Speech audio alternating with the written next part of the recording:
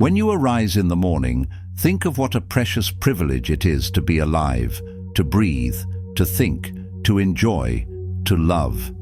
Say this to yourself, not as a cliché, but as a declaration of war against forgetfulness, against the drift of indifference that pulls so many under before the day even begins. Let this be your armor, your compass, your foundation, the sacred start of a disciplined day. The mind is always speaking, an unceasing current of inner chatter, some helpful, much harmful, judgments, regrets, anticipations, fears. It is not the world that shapes you, it is the voice you choose to amplify inside. No one spends more time with you than you. No one shapes your mood more than you. What you repeatedly say to yourself writes the story of your day, and, in time, your entire life. This is why the Stoics emphasized internal dialogue so heavily. They didn't just aim to survive the day, but to lead it, to stand guard at the gate of the mind, filtering out what weakens the soul and letting in only what builds it up. They trained this voice. They mastered it. They didn't just hope for clarity, they built it deliberately. Marcus Aurelius spoke of building the inner citadel, not a fragile mood, but a fortress of self-possession, a quiet strength no storm could breach. That is the invitation here, to strengthen the most important voice in your life, to make it wise, calm, unwavering. This message is about that voice, about shaping it, honing it like a blade, choosing each morning what you will say to yourself and how that choice will ripple out into your posture, your choices, your presence. Because whether you rise or fall depends less on what happens and more on how you narrate it to yourself. Whether you act with purpose or react with fear depends on what you believe is true. Whether you live or merely exist depends on the strength of your inner word. So before the world speaks to you, you speak to yourself. Speak like a leader. Speak like someone whose time matters. Speak like someone who is building something sacred. Then live accordingly. Let us begin. Chapter 1. Today is a gift. Say this to yourself. Today is a gift. Don't just say it. Feel it. Own it. Let it wake you up better than coffee. Let it reframe your entire morning. You were not promised this day. You did not earn it by entitlement. It arrived silent and generous, a canvas stretched wide for you to paint meaning upon. So do not stumble into it blindly. Step into it with reverence. When you say, "Today is a gift," it is not just a reminder. It is a spiritual contract. You are promising not to squander what cannot be replaced. You are telling yourself, "I see the value in this day, and I will not sleepwalk through it." This mindset turns even the ordinary into the extraordinary. Not because the world changes, but because your vision sharpens. The Stoics were not in the business of sentimentality. When Marcus Aurelius told himself to remember the gift of each day, he meant it with urgency, not decoration. He was an emperor with power beyond measure, but he still reminded himself each morning that this day could be his last, not out of fear, but out of discipline. Your time is short.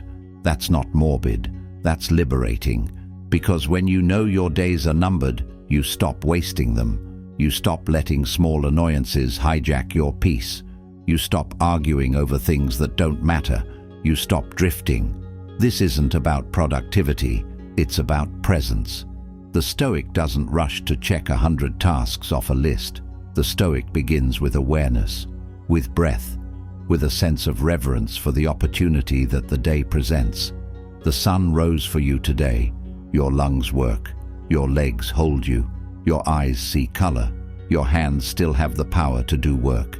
Isn't that miracle enough to start? Even the mundane is sacred when viewed through this lens. Brushing your teeth, doing the dishes, cleaning your home, walking your dog, walking or driving to the store, sending an email, drinking a glass of water, speaking a kind word. These aren't chores, they are privileges in disguise. If you remember that today is a gift, you move through the world with calm authority. You no longer rush, you choose. You stop asking, "Do I feel like it?" and start asking, "What is worthy of this day?" And you will notice something else. When you treat the day like a treasure, others sense it too. You become more grounded, more intentional, less reactive. People trust those who treat time with respect. There is a quiet gravity in someone who understands how fleeting the hours truly are. So say it. Today is a gift. Say it before you check your phone. Say it before your mind starts sprinting into the past or the future. Say it and mean it. Then prove it, not through grand gestures, but through small, sacred acts of integrity. How you walk, how you speak, how you meet each hour. Let your whole day become a reflection of this truth. Say it again. Today is a gift, and so you will not waste it. Not this one, not anymore. Chapter 2. You are not your thoughts. Say this to yourself. I am not my thoughts. I am the observer. This simple reminder cuts through the noise like a sword. Because most of the noise isn't real, it's echoes, replays, loops of anxiety and comparison and fear that have nothing to do with what's actually in front of you. The Stoics taught that your thoughts are not commands, they are impressions, fleeting shadows that pass through your mind, not declarations of truth. Just because a thought arrives doesn't mean you have to believe it. Most thoughts are not fresh, they are echoes, fears from yesterday, scripts from childhood, opinions borrowed from culture, echoes of old insecurities trying to dress up as insight. The Stoic doesn't let their mind drag them by the wrist. They take the reins. They don't allow every random worry or fear to take the stage. Epictetus said, "It's not things that disturb us, but our opinions about them," which means you are not disturbed by events, you are disturbed by your interpretation of them. And interpretations can be edited, they can be rewritten with clarity. Your thoughts are not reality. They are often emotional weather patterns, turbulent one moment, clear the next. Your perception is not the truth. It's a lens, and lenses can be cleaned. You can choose how to see things, and that means you can choose what to reject, what to refine, and what to believe. You will wake up some mornings and feel behind, or anxious, or foggy, or scattered. That's fine. That's part of the human experience. Your body might feel heavy, your mind might race before your feet hit the ground, and your thoughts might immediately begin spinning stories of failure or pressure or uncertainty. This doesn't mean you've failed. It means you're alive. Everyone has these mornings. What matters is not whether the clouds come, it's whether you build your life under them, whether you let them define your choices, whether you submit to them or observe them with poise and patience. What matters is what you do with those thoughts. Do you spiral into self-pity? Do you replay conversations that no longer matter? Do you rehearse hypothetical disasters that may never come? Or do you notice the thought like a traveler at your door, acknowledge it without resistance, and let it continue on its way? The Stoics' strength is not that they never feel anxious, it's that they never fuse with that anxiety. They allow space between the stimulus and the response. And in that space, they make a decision that honors their peace. You don't need to fight every thought. In fact, trying to wrestle every anxious or negative thought into submission only makes them stronger. Not every thought is a threat. Some thoughts aren't enemies, they're just visitors. Some are like weather, brief and passing. Others are echoes of fears that no longer belong to the person you are today. Some are habits you've outgrown. Some are static, mental noise with no real message. Just because a thought is loud doesn't mean it's true. Just because it's familiar doesn't mean it's wise. When you say to yourself, "I am not my thoughts," you are reclaiming authorship over your mind. You are stepping out of the mental river and standing on the bank, watching it flow past. You are saying, I do not take orders from every whisper. I choose the voice that leads me. I choose who narrates my life. You are stepping out of the role of victim and into the role of steward. You become the curator of your mental space, not its prisoner. You become the thinker, not the thought, the conductor, not the chaos. The Stoic trains the voice within, daily, relentlessly, with patience and persistence. They don't just meditate once a week and hope for peace. They don't just read a quote and call it mastery. They observe, they journal, they reflect. They challenge distorted thoughts and replace lies with logic. They sit with discomfort and ask, what's really true here? They rehearse the truth until it becomes automatic. They edit their mental story until it aligns with reason and virtue. This is not repression, it is refinement. It is not avoidance, it is alignment. It is mental hygiene, mental discipline, mental sovereignty. So let this be your practice. Separate yourself from your thoughts. Watch them like clouds moving across the sky. You are the sky, not the weather. You are the mountain, not the wind. Let the storm pass through. Let it do what it will. And when it's gone, remain still, grounded, unshaken. When thoughts try to pull you away from clarity, return to the truth. You are not your passing emotions. You are not your mental commentary. You are not the voice of fear. You are not your anger. You are not your doubts. You are not your impulses. You are not your worries. You are the space in which all of those pass through. You are the stillness behind the motion. And you get to decide which thoughts take root, which stories get written, which beliefs get to stay and shape your day. Say it every morning, every moment your mind gets loud, every time you feel lost. I am not my thoughts. I am the observer. Let that sentence be your anchor. Let it return you to center. Then choose the thoughts worth keeping, the ones rooted in clarity, in virtue, in courage. Let the rest drift away like leaves on a river, and carry on. Chapter 3. Your actions matter. Say this to yourself. Every action is a vote for who I become. Every gesture, every habit, every choice. They aren't just tasks on a checklist, they are signatures on your character. They're brushstrokes on the canvas of your soul. Small, ordinary actions may seem forgettable in the moment, but they add up. They always add up. The Stoic doesn't wait for a grand turning point. They don't live for some mythical day when the stars align and everything becomes clear. They don't wait for the perfect opportunity, the ideal conditions, or the applause of others. They know that character is not forged in dramatic moments, but in quiet repetitions, in the discipline of ordinary days, in the decisions made when comfort whispers, "You can skip today," in the private choices made when no one is watching. Seneca once said, "Well-being is attained by little and little, and nevertheless is no little thing itself." That is the way. Little by little, brick by brick, step by step. You don't build a fortress in a day. You build it by laying down the next stone with care. What you do today, how you treat others, how you respond when you're interrupted, how you handle a delay, how you fold your clothes, how you wash the dishes, how you speak to a stranger, how you manage a brief moment of frustration, these things shape your soul. They are not throwaway moments. They are the raw material of character, not because they're grand, but because they are repeated, because they're yours to control.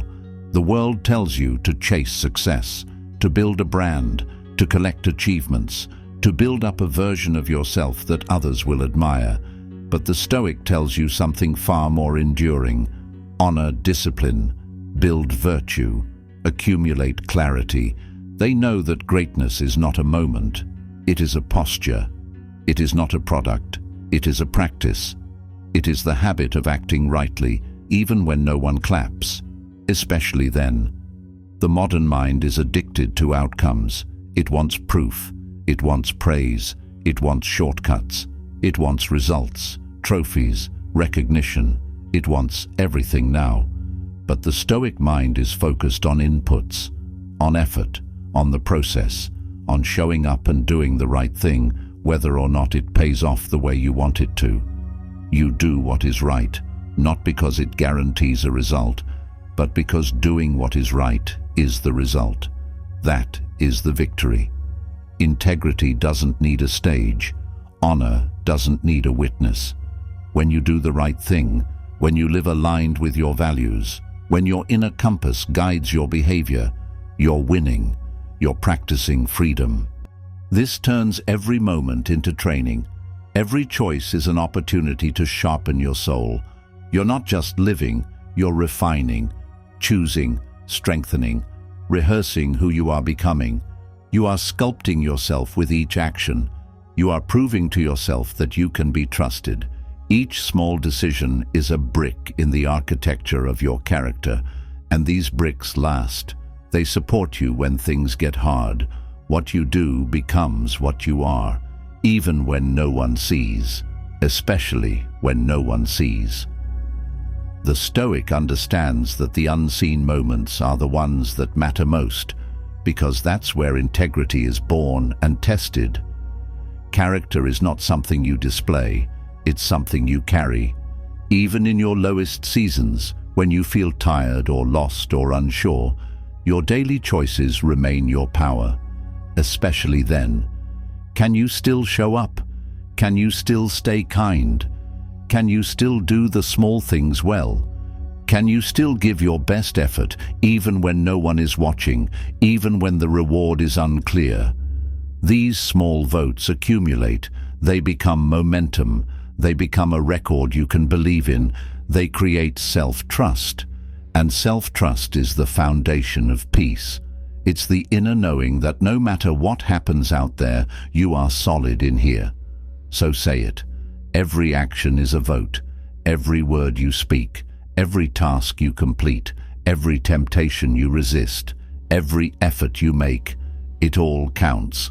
You're not voting for perfection. You're voting for identity. You're voting for the kind of life you respect. One quiet act at a time. You don't need to be flawless. You just need to be faithful. You just need to keep casting votes in the direction you wish to grow.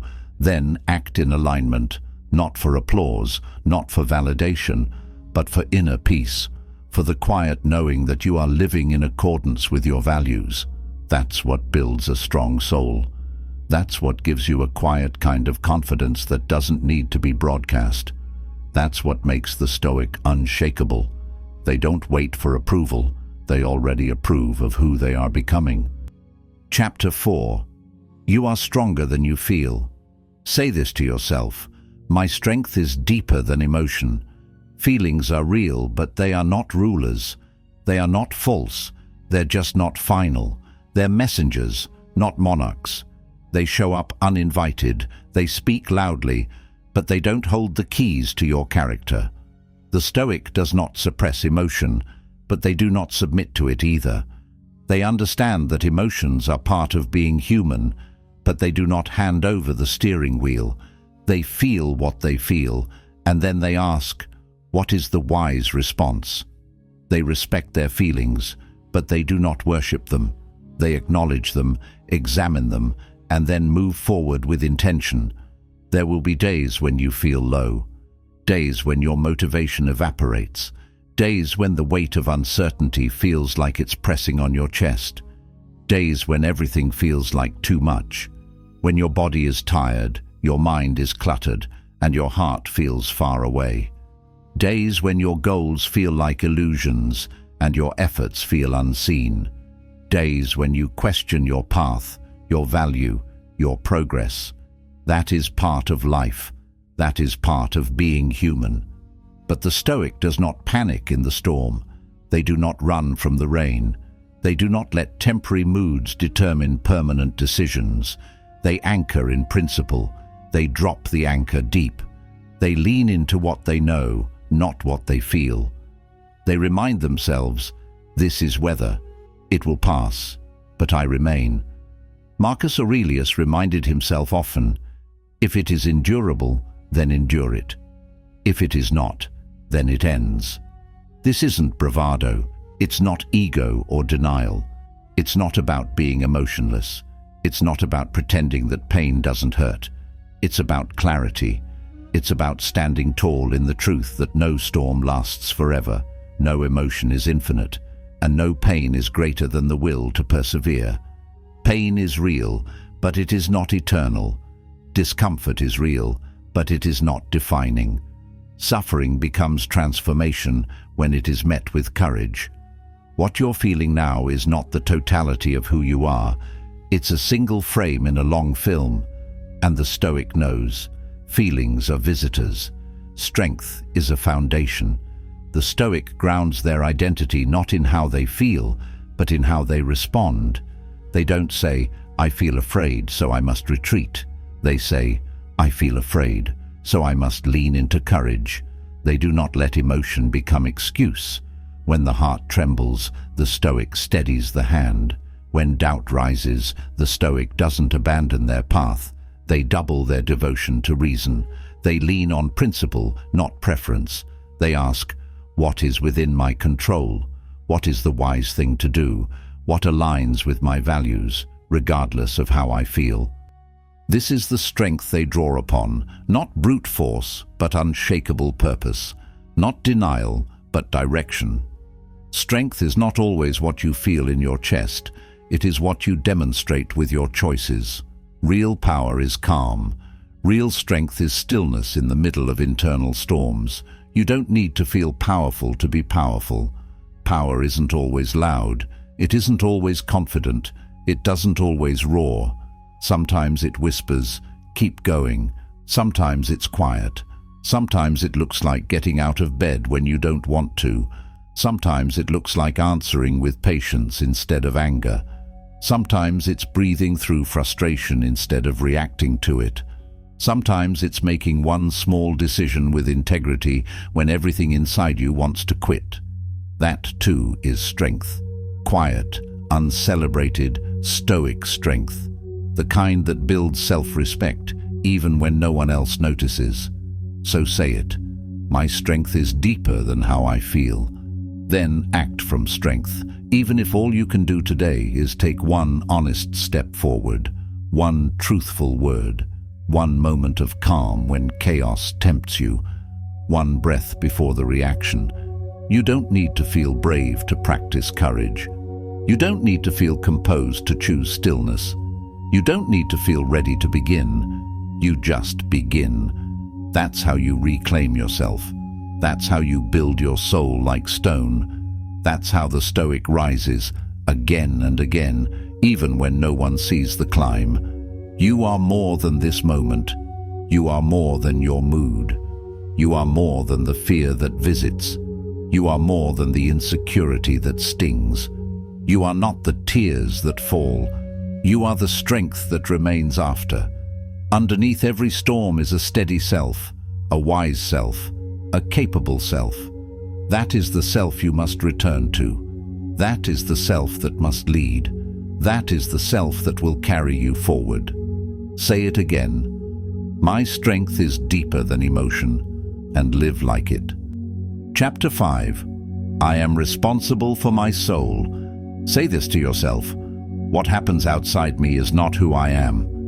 This is the core of Stoicism, the line between what you control and what you don't, between what belongs to you and what belongs to fortune. What happens to you is external, fortune's domain. But how you interpret it, how you react to it, what you make of it, that is yours, entirely yours. That's your arena.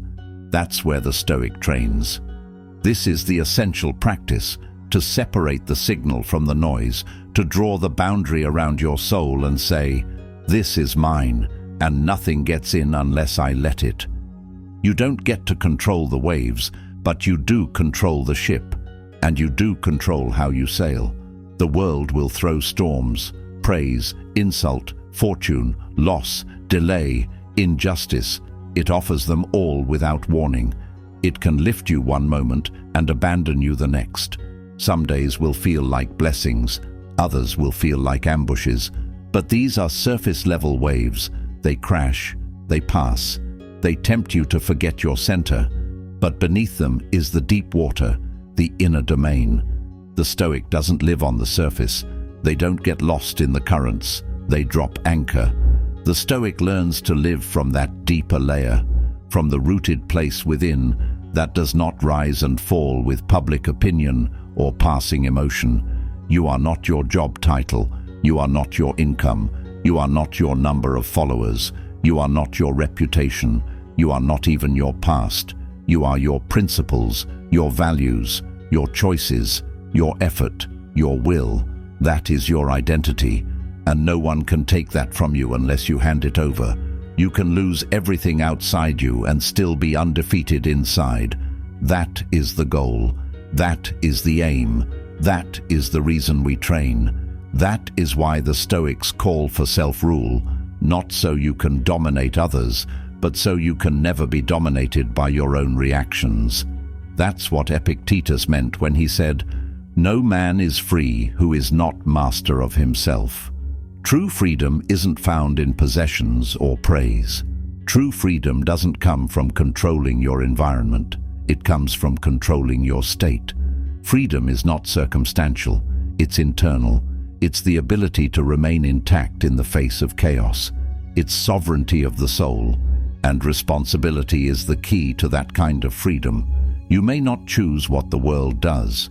You may not choose the outcomes, but you always choose who you will be in response, and that choice is where all your power lives.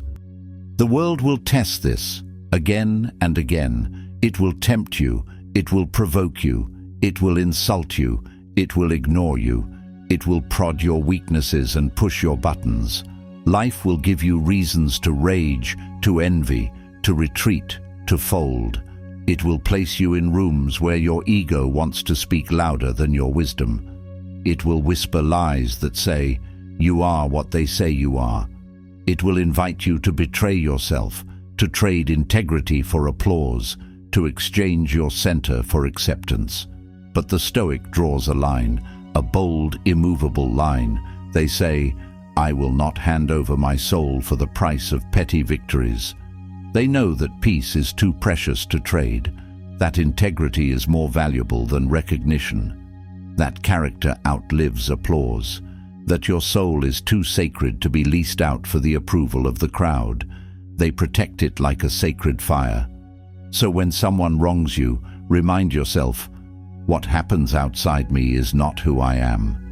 When someone slanders you, ignores you, or misunderstands you, remind yourself, their words cannot touch what I did not give them. When a goal slips through your fingers, when your plans unravel, when a dream is delayed, when a door closes, when life feels unfair, remember, this is outside me. But how I carry it, how I respond, that's where my power lives. You are not defined by what happens. You are defined by how you meet what happens. And if you meet it with reason, courage, and dignity, then you've already won. Say it. I am responsible for my soul, not your critics, not your friends, not your past, not your pain, not the market, not the media, not the mood of the day, not the algorithm, not the rumor, not the silence. You. You are the gatekeeper. You are the guardian. Your soul is not shaped by what happens. It's shaped by how you answer. You are the author, not the audience. You are the sculptor, not the clay. You are the one who decides what your values will cost. So let that remind you, every single day, that your peace, your integrity, your direction cannot be outsourced.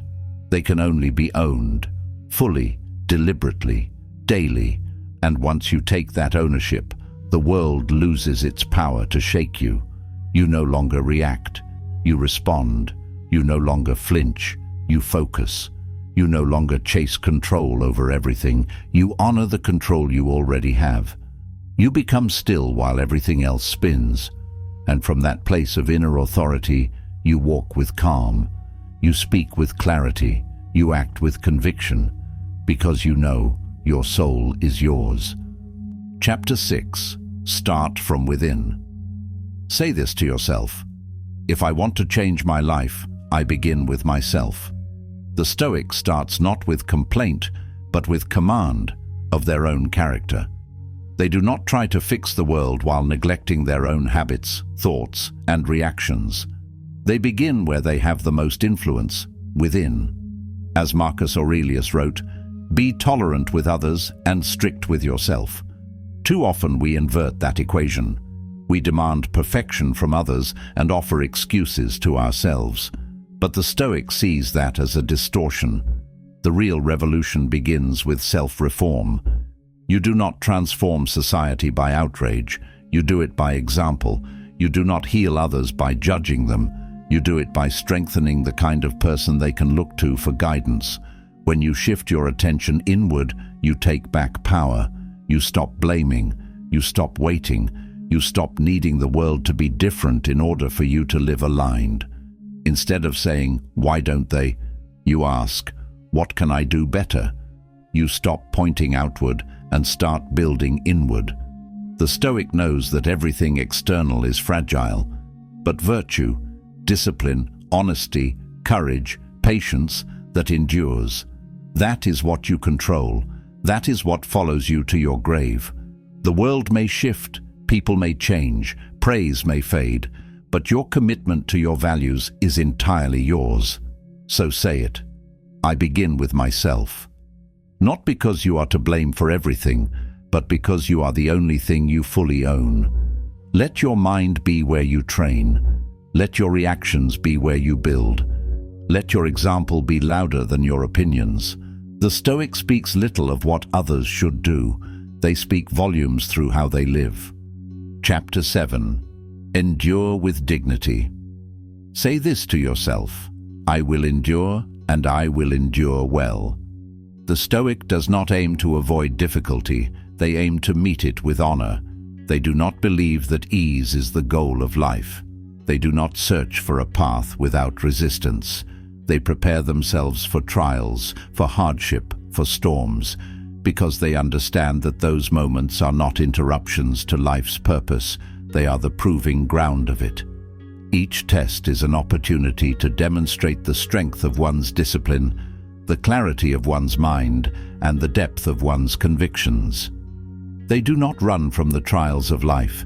They train for them. They embrace them as part of the path. To the Stoic, adversity is not an enemy. It is a tutor. Life's harshest lessons are often its most honest ones. As Epictetus said, difficulties are things that show what men are, and what they show is not weakness. They reveal what is essential. They strip away the decoration. They tear through illusion. They leave you face to face with your core. Pain does not break the Stoic. It reveals them. It exposes what's real. It burns away the false and leaves only what is genuine, only what can endure. You are not made weaker by suffering. You are made clearer by it. You are refined, not ruined. You are clarified, not diminished. Struggle removes illusion. It humbles the ego.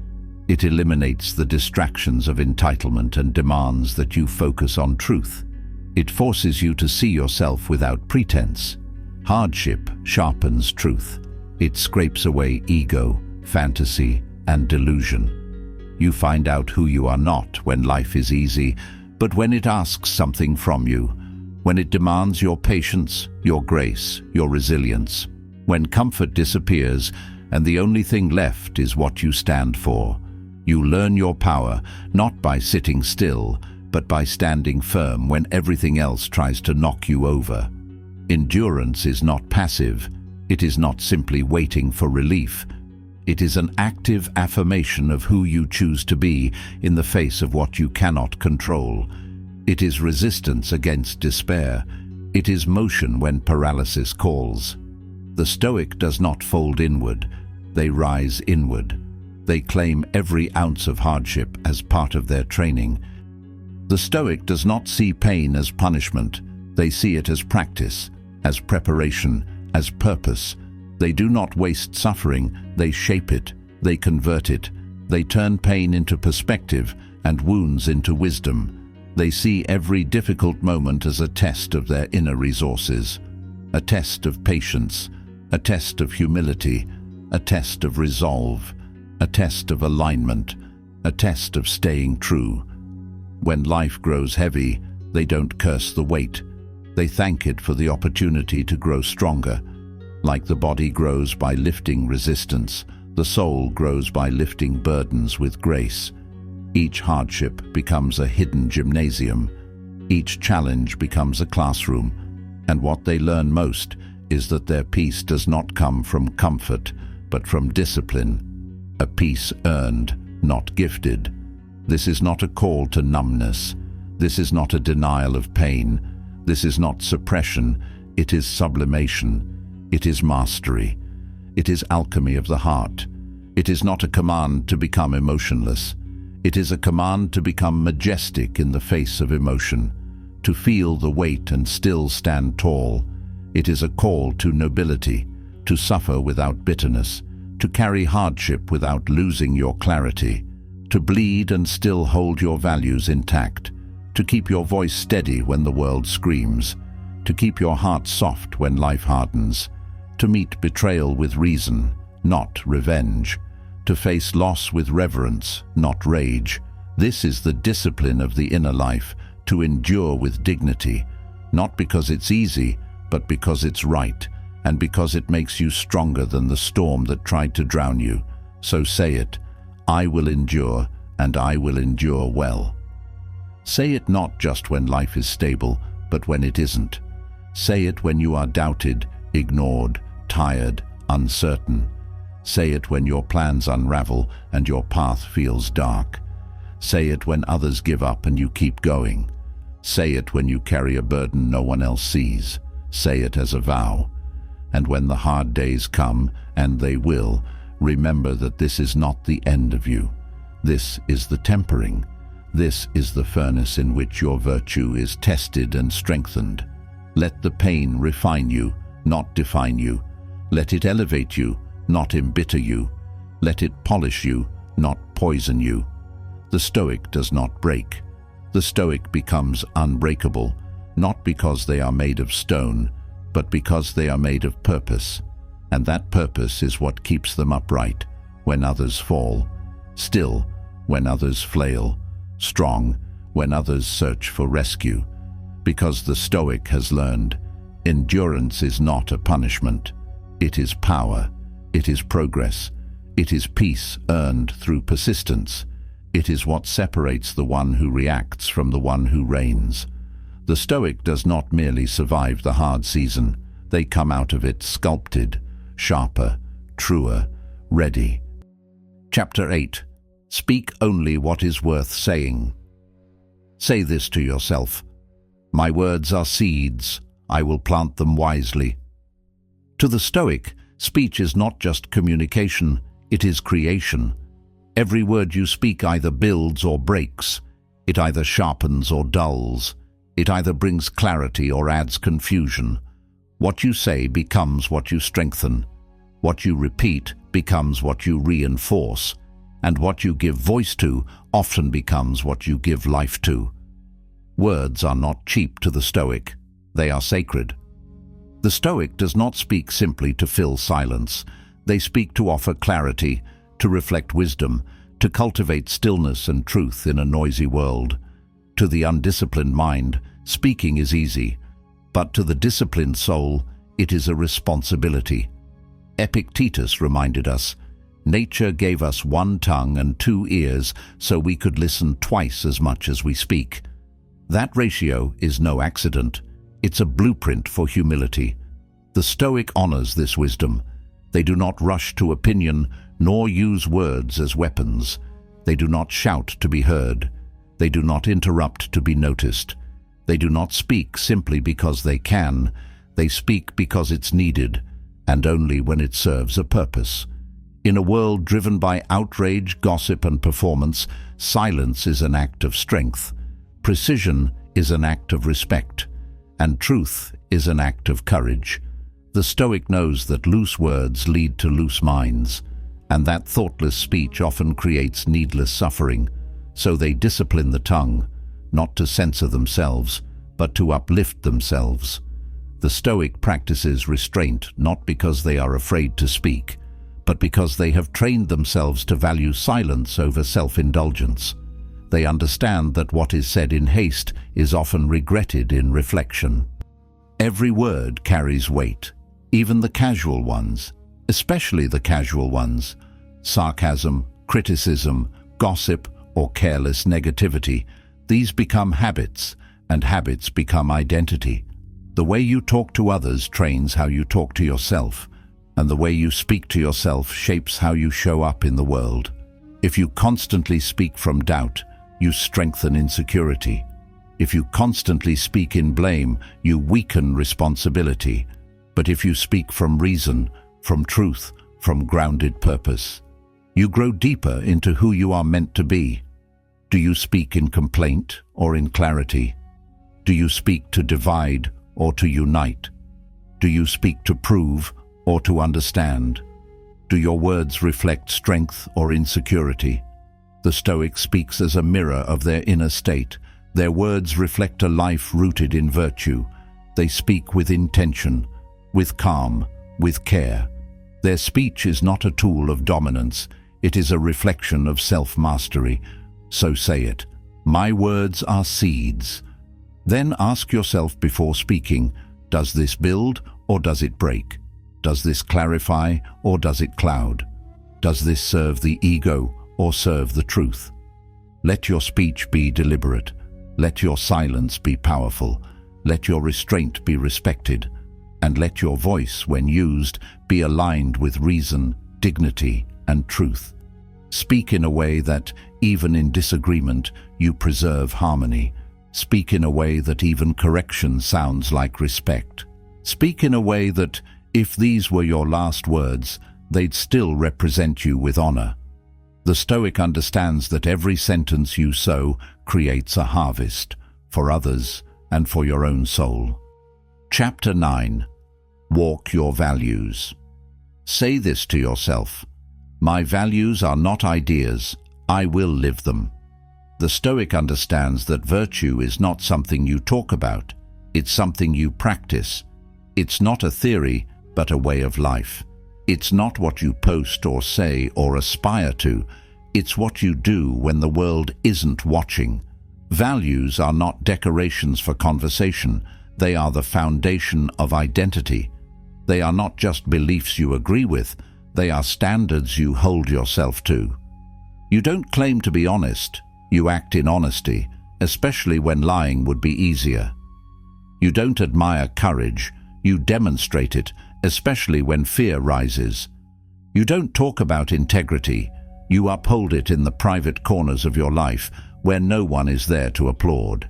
The Stoic does not parade their principles. They embody them. Their values are not slogans. They are standards. Lived, not laminated. Lived daily, not saved for speeches. Living with virtue means becoming the embodiment of what you claim to believe. It's not a momentary performance, it's a lifelong posture. It's the quiet, repeated decision to be the kind of person you yourself would trust. To speak less of the ideal and to live more of it. To close the gap between who you say you are and how you behave.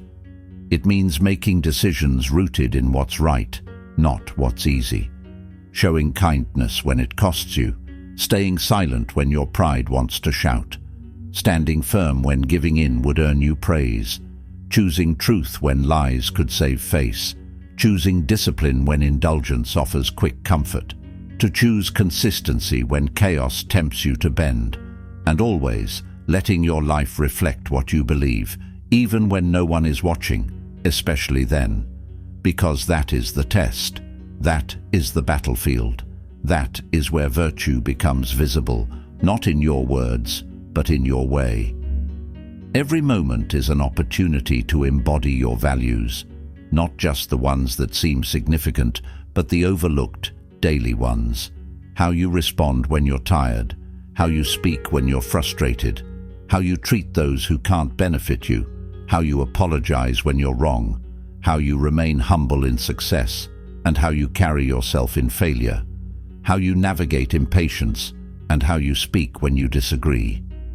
These small, invisible decisions accumulate. They become your character. They either sharpen your principles or dull them.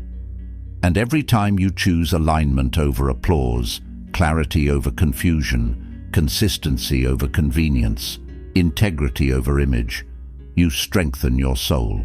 You teach yourself who you are. You become someone you can count on. You earn your own respect. And that respect, earned inwardly, is the bedrock of true self-confidence. It doesn't need to be broadcast. It is lived. The Stoic does not worry about being liked. They worry about being aligned. They know that praise is fleeting, but principle is permanent. That the world's applause cannot fill the emptiness left by self-betrayal. The applause of the world means nothing if you have to silence your conscience to hear it. What's the point of being admired by others if you don't admire the person in the mirror? Reputation is what others see. Character is what you live with. And it is character, not reputation, that holds you together when the world shakes. It is your inner compass when the map disappears. So say it. My values are not ideas. I will live them. Let your kindness be active, not passive, not performative, but rooted in who you are. Let your courage show up when fear knocks, not when it's easy, but when it's demanded. Let your patience hold steady when anger rises and everything inside you wants to lash out. Let your honesty remain when it's inconvenient. Let your humility remain when pride seeks the spotlight. Let your discipline endure in silence. Let your strength be invisible but undeniable. Let your choices reflect your beliefs, not just on paper, but under pressure. Let your character write louder than your words. Because it's not about being perfect, it's about being principled. Live your principles, not perfectly, but persistently. You will stumble, you will miss the mark. But every time you return to your values, you return to your center. The Stoic does not become virtuous through belief. They become virtuous through repetition, through choosing again and again and again, until those choices are no longer difficult. Until they become second nature, until they become you, until they are inseparable from how you move through the world. Consistency is the crucible. Daily action is the anvil. Repetition is the fire. And through this process, virtue is forged, not as an idea, but as identity. You don't become who you say you are. You become what you do, consistently, courageously, and quietly. So live your values every day, especially when it's hardest. That is the Stoic way. Chapter 10. Choose stillness over reaction. Say this to yourself. I do not react, I respond. This is not just a mantra. It is a discipline, a philosophy, a daily intention. It is a commitment you make not once but over and over again, especially when your patience is thin and your pride is provoked. The Stoic does not view emotional outbursts as signs of authenticity or passion. They see them as signs of imbalance and weakness. They know that letting yourself be pulled by every emotion is not freedom, it is slavery. True power is not explosive. It does not need to be loud. It does not need to prove anything. It is composed. It is restrained. It is grounded in principles, not in mood. Stillness, to the Stoic, is not passivity. It is strength in motion. It is not ignoring the chaos. It is moving through it with poise. It is not silence born of fear, but silence born of certainty. Stillness is clarity under fire. It is presence in pressure. It is power that does not demand attention because it knows its own depth. In moments of tension, of misunderstanding, of provocation, the Stoics' goal is not to win the argument, it is to win themselves, to win the battle within. They do not seek to dominate, they seek to remain rooted. They do not seek to be heard, they seek to understand. They do not seek to react, they aim to rise. Marcus Aurelius once wrote, How much more harmful are the consequences of anger than the causes of it? The Stoic holds this truth like armor, because they understand that most damage in life is not caused by what happens, but by how we handle it. Rage rarely clears the fog. Haste blurs judgment. Reaction often inflates problems that were once small. A single careless outburst can undo years of trust. A single harsh word can become a wound. And so, in a reactive world, stillness is rebellion. In a culture addicted to noise, calm is clarity, and the Stoic chooses not to join the chaos, but to lead themselves through it. Stillness is not the absence of feeling. It is the ability to feel deeply without losing direction. It is not about becoming numb. It is about becoming aware and staying awake long enough to choose wisely. Stillness is the pause, the breath, the quiet moment between trigger and response. It is the second of space that changes everything. It is what separates the reactive from the responsible, what distinguishes the frantic from the wise. It is the power to wait, watch, and act, not from ego, but from understanding. To cultivate stillness is to cultivate sovereignty. The Stoic trains this not in theory, but in practice, not once, but in every little friction. When someone insults them, they don't retaliate, they investigate. Is this worth my peace? Is this about me or about them? When a plan crumbles, they don't crumble, they adapt.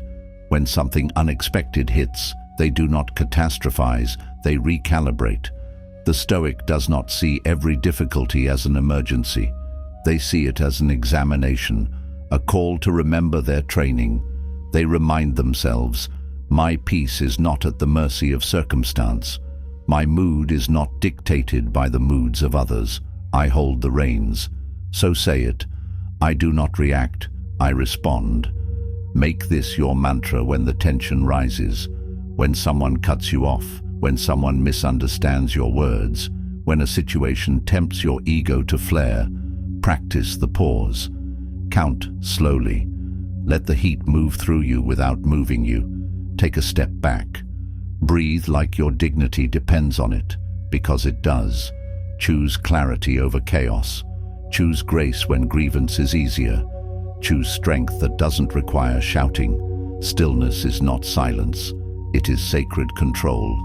It is restraint with reason. It is choosing not to betray yourself for the illusion of a quick win. And in that pause, in that stillness, you reclaim something rare, your dignity.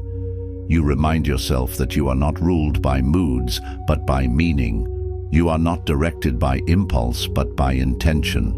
You become unshakable, not because you don't feel, but because you have learned how to feel and still choose wisely. And that is power, that is self-respect, that is freedom.